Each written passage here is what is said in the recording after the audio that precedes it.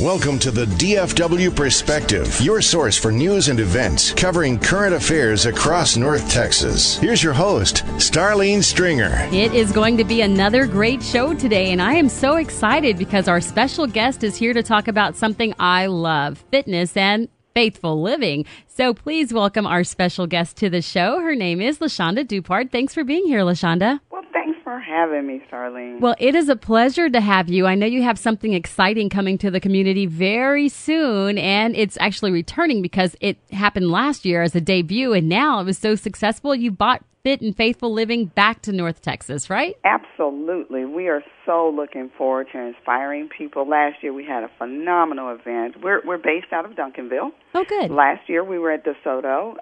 This year we're in Dallas at the SMU campus. And we brought in Miss Ernestine Shepard, who's 77-year-old Guinness Book of World Records bodybuilder, and she inspires so many people. Just looking at her inspired people, and that's our whole goal, is to get people healthy, fit, and letting them know you don't have to be a certain age to say, oh, I can't do this anymore, or, you know, I give up. You can continue at any point. You can start at any point. Wonderful. And we're going to give people a little background on this organization because I want to hear more about Miss Ernestine Shepard. That's just fascinating in itself. Absolutely. But, I mean, some people know it takes more than just willpower to get into shape. It takes discipline, knowledge, and our listeners know it takes faith. And so give us more details about this North Texas group called Fit and Faithful Living. I mean, you've been supporting your members with weekly workout sessions, right? Absolutely. We have weekly workout sessions. Basically, we primarily opened with coaching, life coaching sessions and health coaching sessions, and then we have our weekly workout sections as well. It all goes together. You have to have the workout, you have to have the tools to understand what you're eating so that your body can change so that, you can work out all day long. If you're not eating properly, it's not going to help anything. So the whole goal with Fit and Faithful Living is, first of all, you need to be fit, so that's the number one thing. We want you to put in your head that you want to be fit. Right. Then you've got to have the faith to say, I can do this. We all wake up every day struggling with the thought of, can I make it through the day? Mm-hmm. Okay, I've got these tasks. I've got everything to do with kids and family.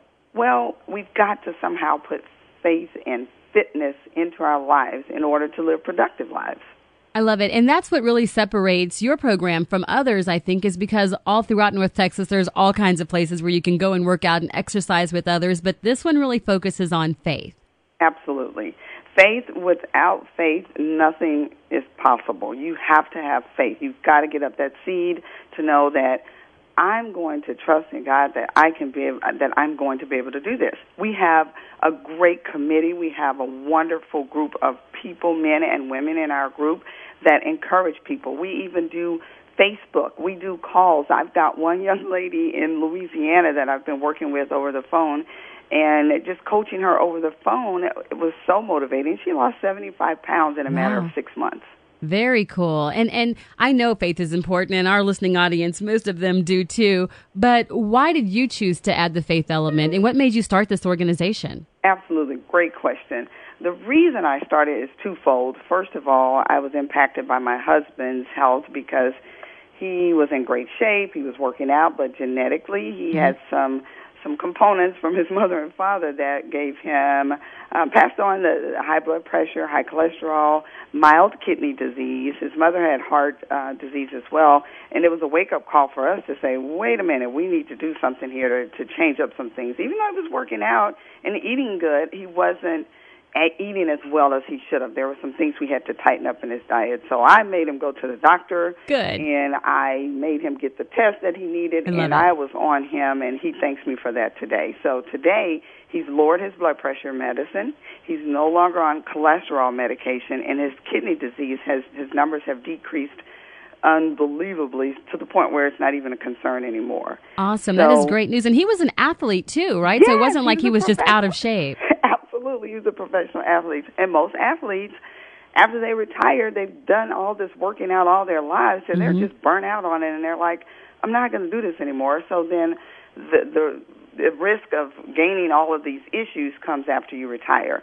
And that's what happened with him. He just got really lax, but he was still doing some workouts. You know what I'm saying? Right, right. However, we had to sit down. We had to have a come to Jesus meeting. We had to just say, family, I want him around. Exactly. After my kids go off to college and they're doing their thing, I want my husband around to the point where we can actually have a productive life and we can travel without issues that, we can control. I love it. And that's a great inspirational story for those who are athletic or who were athletic and need a little pushing now to get back into shape. And speaking of former athletes or ones that we don't hear from so much anymore, Marion Jones, the Olympic athlete who actually served prison time for steroid use, is a keynote speaker. Why did you feel it's important for people to hear her story at your event? Oh, my gosh. I just think Marion has a phenomenal story. And, as a world, as a country, sometimes we can just be so unforgiving.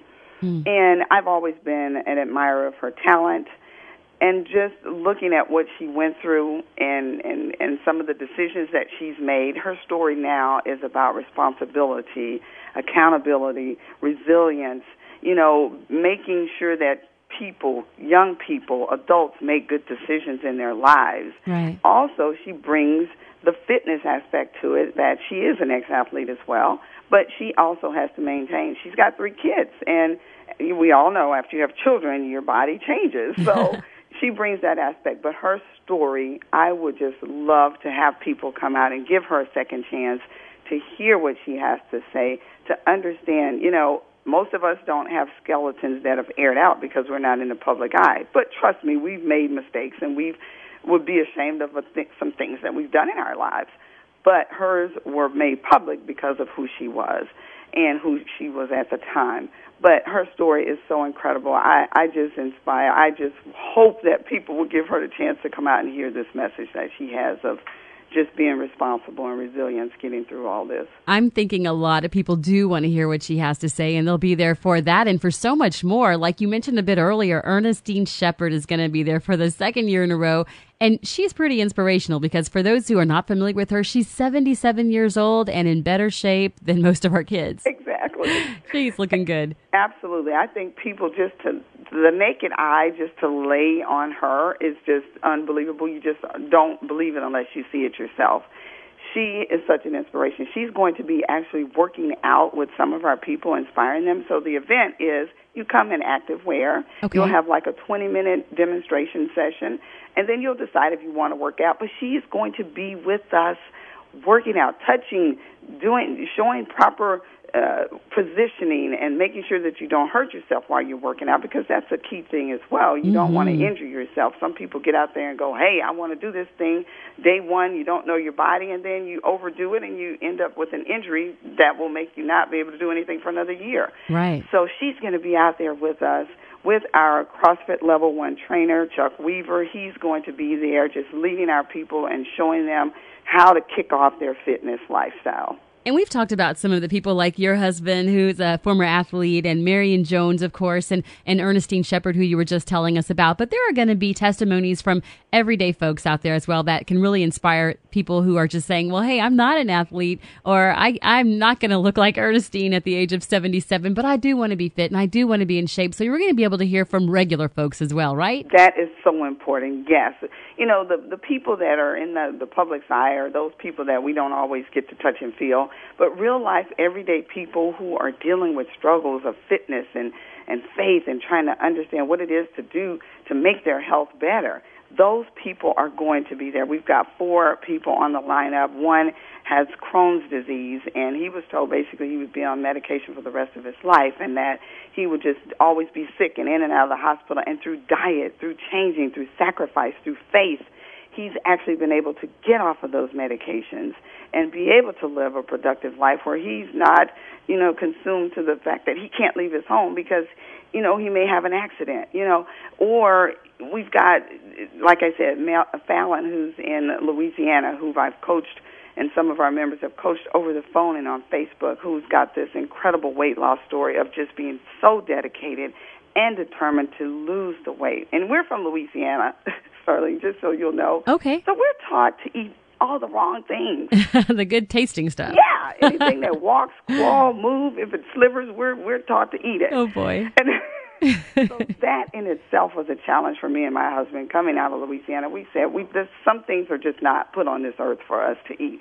can put in our bodies. Amen. So, changing our family, we're like a first generation that has said we don't eat pork anymore. We don't eat certain foods anymore because it just does not